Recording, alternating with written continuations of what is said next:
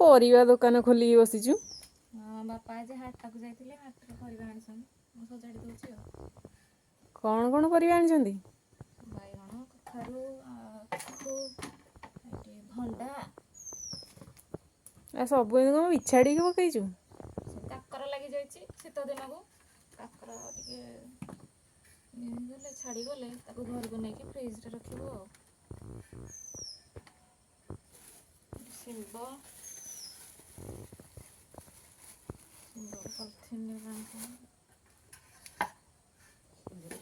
କୋବି, ପତ୍ରକୋବି କେଡ଼େ ବଡ଼ ଆଣିଛନ୍ତି, ତା ପତ୍ର ଲାଗିଛି, ପତ୍ରଟା ଛଡ଼େଇଦେବି।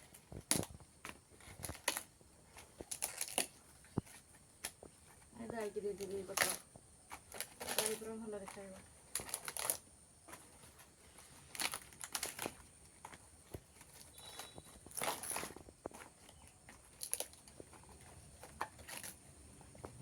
କାକର ଲାଗିଯାଉଛି ପରିବାର ତ, ଟିକେ ବାହାରେ ଆଣିକି ନ ଥୋଇକି ଛଡ଼େଇ ଡାଇରେକ୍ଟ ଦେଉଛି ଫ୍ରିଜରେ ଟିକେ ଆଉ। ଥୋଇଲେ ଟିକେ ହେଇଯିବ।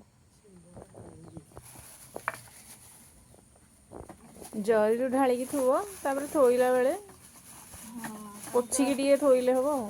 ପୋଛିକି ଫ୍ରିଜରେ ରଖିବି ଆଉ। ହୁଁ। ଏଇଟା ବରଗଡ଼ା ବିଡାଟେ ଆଣିଛନ୍ତି। ଏଇଟା ଦେଶୀ କଦଳୀ ମତେ ଭଲ ଲାଗେ ତ, ବାପା ଏକାଥରେ ଡଜନ ଉପରେ ହବ ଆଣିଛନ୍ତି ହାରି ଆଉ। ଖାଇବୁ ବସିକି ଆଉ, ତୋ ପାଇଁ ଆସିଛି ଦେଶୀ କଦଳୀ। ହଁ, ପାଳଙ୍ଗ ଶାଗ ଭଜା ହବ। ଆଜି ଶାଗଟା ଫ୍ରେଶ ଭାଜିଦେଲେ ହବ, ହଁ ଆଉ ସାଙ୍ଗେ ସାଙ୍ଗେ ଫ୍ରିଜରେ ରହିଲେ ଶାଗଟା ଭଲ ଲାଗେନି। ସାଙ୍ଗେ ସାଙ୍ଗେ ଶାଗଟା ଭାଜିଦେଲେ ବହୁତ ଟେଷ୍ଟି।